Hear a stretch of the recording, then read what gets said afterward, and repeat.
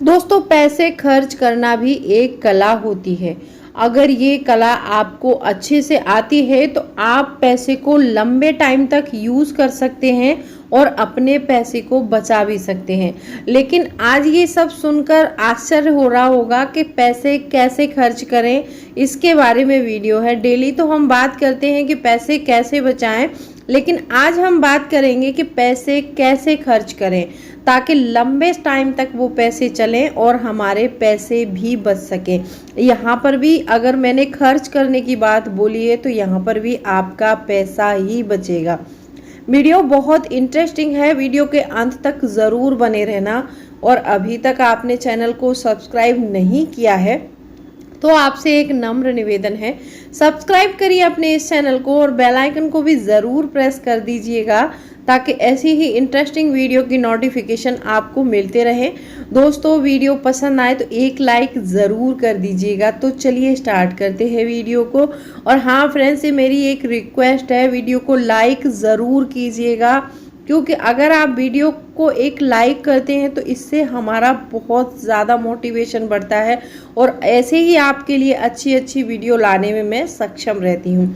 तो चलिए स्टार्ट करते हैं वीडियो को। सबसे पहला पॉइंट है कि बजट बनाएं। ये देखो, मैं हर एक वीडियो में बात करते हैं, चाहे तो पैसे बचाने की बात हो और चाहे पैसे कमाने की। यहाँ पर भी जब हम कैसे खर्च करें पैसे, इसमें भी हमें बताएंगे कि सबसे पहले हमें एक बजट बनाना चाहिए, जो कि हमारे लिए बहुत ज़रूरी है। मनी मैनेजमेंट, मनी सेविंग का सबसे पहला रूल है कि अपने घर का बजट बनाएं। चाहे आपकी जॉइंट फैमिली है या आप सिंगल पर्सन रहते हैं, कोई मतलब अलग फैमिली है, तो भी आप अपना बजट ज़रूर बनाइए। हर महीने बजट बनाइए कि कितना खर्च है, कितना करना है, कितना कमा रहे हैं। चलो, हमने बजट बना लिया। दूसरे पॉइंट पर आते हैं। दूसरा पॉइंट है, पहले से खरीदारी की योजना बनाएं। देखो, कभी कभी ऐसा होता है कि जैसे हमने अपना बजट बनाया 10,000 रुपये में, एक एग्जाम्पल के लिए 10,000 का बता रही हूँ, लेकिन 10,000 में किसी का घर नहीं चलता है, पैसे बहुत चाहिए घर चलाने के लिए। लेकिन बजट बना लिया तो हमें कभी रैंडमली खरीदारी के लिए हम निकल जाते हैं। बहुत ज़्यादा लोगों में ये आदत होती है कि घर पर सो रहे हैं लेकिन मन नहीं लग रहा तो वो खरीदारी करने के लिए चले गए, शॉपिंग करने के लिए चले गए। इसमें हमारा बहुत पैसा खर्च होता है। तो जो भी खरीदना है, जैसे भी खरीदना है आपको, जब भी आप अपने घर पर फ्री टाइम में बैठे हैं, 1-2 घंटे हैं आपके पास, तो अपने फैमिली मेंबरों को बिठाइए। आपकी वाइफ है तो वाइफ से बात कीजिए, घर में माँ बहन बहुत सारे लोग होते हैं। अगर कोई खरीदारी करनी है तो सबसे पहले योजना बनाओ और उसके लिए फिर आप एक अपना लिस्ट तैयार करो। लिस्ट तैयार करने के बाद मार्केट जाओ और सिर्फ वही खरीदिएगा जो आपने लिस्ट में मेंशन किया है। अगर बिना मेंशन किया हुआ सामान खरीदेंगे तो आपके पैसे नहीं बचेंगे, और आप जो ही मेंशन किया है घर में और ज़रूरत है उसी सामान को खरीद कर लाइए। तो देखिए, ये एक समझदारी वाली बात होती है। तीसरा पॉइंट आता है कि तत्कालीन खरीदी से बचें। बहुत से लोग ऐसे होते हैं कि जब ज़रूरत पड़ी तभी सामान को तुरंत खरीद लेते हैं। वो सोचते समझते नहीं है। वो ये नहीं है कि अगर हमें किसी चीज़ की नीड हो रही है तो ये नहीं मतलब इस चीज़ की नीड हमको हर रोज़ पड़ती है, या फिर 1 साल में, या फिर 6 महीने में, या फिर 2 महीने में 1-2 बार ही पड़ती है। अगर मान लो कोई ऐसी चीज़ है कि जिसकी ज़रूरत आपको मंथ में 1 बार ही पड़ती है, और तो नहीं, उसकी वो ज़रूरत है ही नहीं आपको, तो ऐसी चीज़ को आप 1 दिन के लिए रेंट पर ला सकते हैं। रेंट पे लेके अपना काम चला सकते हैं, क्योंकि मान लो कोई चीज़ हम परचेस कर रहे हैं तो इसका यूज़ कितना है हमारी ज़िंदगी में, हम अपनी रोज़मर्रा की ज़िंदगी में इसको यूज़ कितना करेंगे। अगर हम मान लो पर्टिकुलर कोई चीज़ है 10,000 रुपये की खरीद रहे हैं और सिर्फ 1 महीने में हमें 1 दिन के लिए ही चाहिए, तो हम ऐसी चीज़ को रेंट पर ला सकते हैं। क्योंकि अगर हम 10,000 रुपये किसी को ब्याज पर देंगे तो 3% से भी 300 रुपये मंथली आएगा उसका, और उस चीज़ का जो है रेट 10,000 है। अगर वो चीज़ 10,000 की आ रही है तो हम उसका 100 रुपये, मान लो 100 रुपये या फिर 150 रुपये रेंट लगेगा 1 दिन का, हम रेंट दे सकते हैं। फिर भी उस पैसे से हम पैसा कमा सकते हैं। तो तत्कालीन कोई भी चीज़ आपको खरीदारी करनी है, ये तो मैंने एक एग्जाम्पल लिया है, चाहे वो कपड़े हो या फिर कोई भी सामान हो, तत्कालीन खरीदी से हमें बचना चाहिए। चौथा पॉइंट आता है अकेले करें खरीदारी।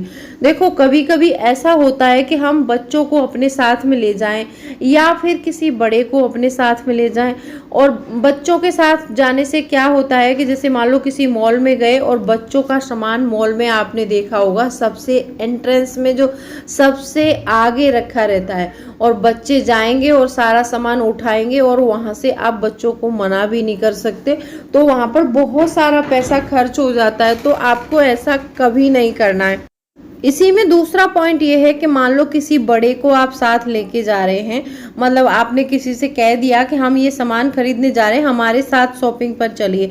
आप किसी को लेके गए हैं और वो कोई चीज़ उन्होंने पसंद कर दी आपके लिए और आपको वो चीज़ पसंद नहीं है, आपको कलर अच्छा नहीं लगा, मान लो एक साड़ी है उनको पसंद आ गई लेकिन आपको पसंद नहीं आ रही है वो, अगर आप उनकी बात नहीं मानेंगे तो वो सोचेंगे कि हमको लेकर क्यों आए, और अगर आप उनकी बात मानते हैं तो आप जो उस चीज़ को खरीद लेंगे लेकिन सेटिस्फैक्शन आपको फिर भी नहीं होगा, फिर आप दोबारा से कोशिश करेंगे जो आप चाहते हैं उसे खरीदने की। तो इसका मतलब ये है कि जब भी खरीदारी के लिए जाएं तो शांत मूड में और खुद ही अकेले ही जाइए। हस्बैंड वाइफ हैं तो जा सकते हैं क्योंकि उनकी चॉइस में कोई ज़्यादा फर्क नहीं होता है, अदरवाइज और किसी को लेके जाना मेरे हिसाब से बेवकूफ़ी होगी। पांचवा पॉइंट आता है कैश में करें खरीदारी। देखो ये पॉइंट मैंने कई बार बताया है तो इसके बारे में मैं ज़्यादा लंबा नहीं बोलूँगी। आप प्लास्टिक मनी बहुत खर्च कर देते हैं, तो इसीलिए प्लास्टिक मनी की बजाय आप क्या हार्ड कैश लेके जाइए। तो हार्ड कैश क्या है कि कम खर्च कर पाते हैं हम लोग, ज़्यादा खर्च नहीं कर सकते हैं। तो जब भी आप खरीदारी करें तो हार्ड कैश से ही करें। ये जो plastic money, credit card, debit card होता है, इससे ज़्यादा खरीदारी आपको नहीं करनी है क्योंकि बहुत पैसा खर्च हो जाता है। जब भी मार्केट जा रहे हैं आजकल जगह जगह ATM है, आप वहाँ से कैश विड्रॉ करा के और अपनी खरीदारी जारी रख सकते हैं। छठवां पॉइंट है मार्केटिंग के द्वारा ना बने मूर्ख।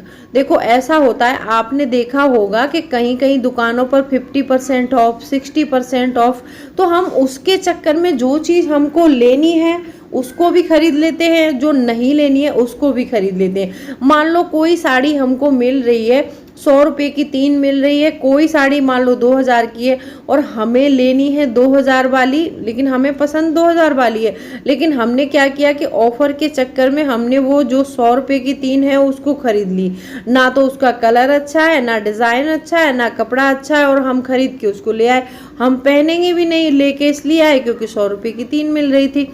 तो ऐसी कोई भी चीज़ हो पर्टिकुलर उसको नहीं खरीदना है, जो चीज़ आपको पसंद हो उसे ही खरीदें। और एक होता है कि कहीं पर देखा होगा आपने कि ये चीज़ कितने की, कि 999, 499, 1 रुपये ही क्यों कम करते हैं, क्योंकि हमारे दिमाग को डाइवर्ट करने के लिए। तो ऐसे दिमाग को डाइवर्ट नहीं करना है, ऐसे ऑफरों के चक्कर में नहीं पड़ना है। जब भी आपको कोई खरीदारी करनी है तो अपने दिमाग से और अपनी इच्छा के अनुसार करनी है। तो मार्केटिंग में कभी भी ऐसे मूर्ख मत बनना आप, ठीक है, ऐसे बहुत पैसा खर्च हो जाता है। नंबर 7 पॉइंट आता है सेल्स और डिस्काउंट का इंतजार करें। आपने देखा होगा कि मार्केट में सेल लगी रहती है, जैसे मान लो सर्दी का सीजन जाने वाला है और गर्मी का सीजन आने वाला है, तो जो सर्दियों का स्टॉक है उसको निकालेंगे वो लोग। ब्लैंकेट वगैरह बहुत सारी चीज़ ऐसी सेल्स में मिल जाती है और सस्ती भी मिलती है और अच्छी क्वालिटी की भी होती है वो चीज़ें।